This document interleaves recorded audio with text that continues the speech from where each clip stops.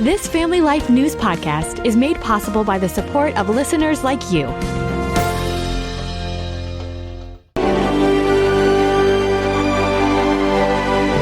Ministering to pregnant women in Pennsylvania's coal country region. Welcome back to another edition of Hometown Heroes on Family Life. I'm Mark Webster, and this week's guest is Michele Moyer with the Shine Women's Center in West Hazleton, Pennsylvania, a ministry offering compassionate pregnancy services and solutions in the Hazleton area. We just celebrated 10 years. CareNet, they're pro-life, and so they have people who open up resource centers in different communities and different towns. And so we opened this up about 10 years ago to support the town of Hazleton for women and young girls that are faced with unplanned pregnancies. They come to this center. So that's how it was founded, because Hazleton's kind of a rougher area. So there's a lot of young girls and they're pregnant. They don't know what to do. There's nowhere to go. The closest facility to go to would be in Wilkes-Barre, and that's actually Planned Parenthood. On their choices for abortion, but never really given any other options. And so what we do is we give the girls all the options. We show them what the dangers are. We don't push anybody. We just want to educate them so they can make the best decision for them. We are pro-life. We're nonprofit. We are Christian. But again, we just love the girls. We're not about pushing our agenda. We're just about loving the girls, helping to make the right decisions for them. And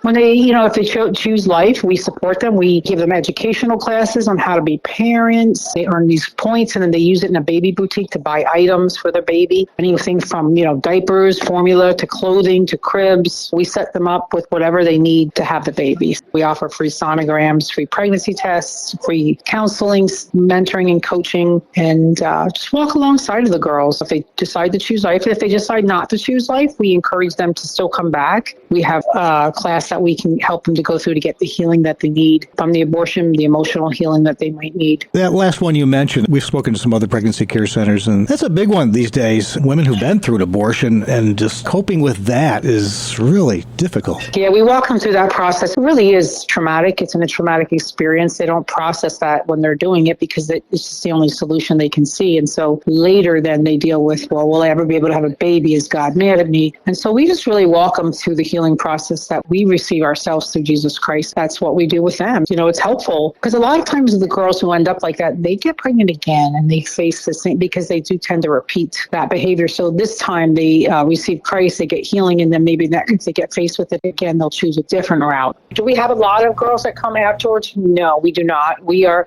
trying to put together a process maybe to try to connect, but a lot of times when the girls choose that, they don't want to connect with us. They're embarrassed. They feel ashamed. Mm-hmm. Running down the list of the services you offer, it's support for men as well, and they seem to be kind of a missing link in this process. Yeah, because they can take the parenting courses as well. We have men that would potentially mentor them if they want to be mentored. We also try to connect if they want more local support. We have a list of all the churches, and we try to find out where they live, and if they want to get connected, we can connect them to support groups within the churches, because the churches often have support groups within them, like men's groups and things like that. They have Celebrate Recovery, which is addiction recovery. So we try to plug them into that as well, because at the end of the day, that's what they need. They need a support system, preferably a Christian support system. So we connect with local churches too. We have a liaison from each church in the area, and then that would be how we would connect them. Do we see a lot of men wanting mentorship? No, but we do see a lot of men wanting the parenting classes.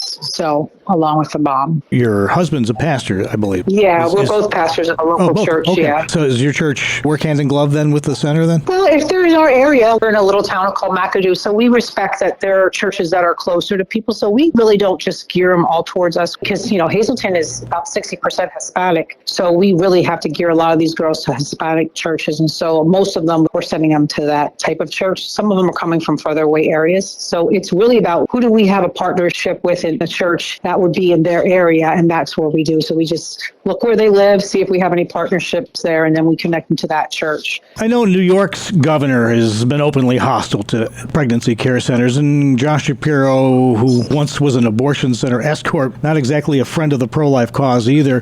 What's the climate from your viewpoint in PA these days for centers like yours? Honestly, we have not had any opposition. I think it's really about the way that you approach what you are, because really at the end of the day, yes, we're pro-life, but we care about the people, not the decision as much as, well, if you got to choose life. Well, you got to choose Jesus Christ. Christ, and then we'll flow from that. You know what I mean? Because listen, if they go and have a baby, they're going to have to raise a baby without help from Christ, and of course help from the local community. A lot of these girls won't make it. So I just think it's really about, what are you trying to tell people that you are? And we tell people we help them with unplanned pregnancies, make the best choice and educate them for them. And that's how we approach it. We don't approach it from that standpoint, because people will get hostile. We all know what we believe. We don't have to push that. We just push the love and the partnership and the no judgment zone. I'm not going to judge you. I'm still going to be here for you. And I think it's a lot of that. It's very Christ-like. Think about the woman who was going to be stoned.